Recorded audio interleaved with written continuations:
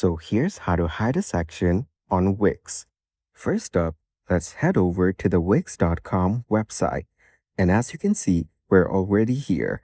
Now, click on Login or Get Started on the top right corner. And once you're logged in, this will be your dashboard. From here, click on Edit Site on the top right.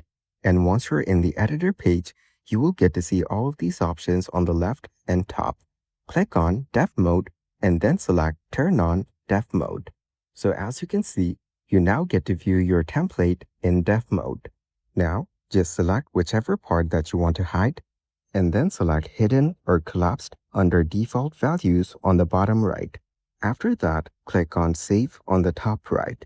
Once it's saved, you will get to see this pop up. Now click on the drop-down icon on the top right and then click on Preview.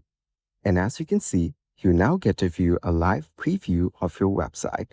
You can scroll through to check out the section that you wanted hidden, and you will notice that the section is not there anymore.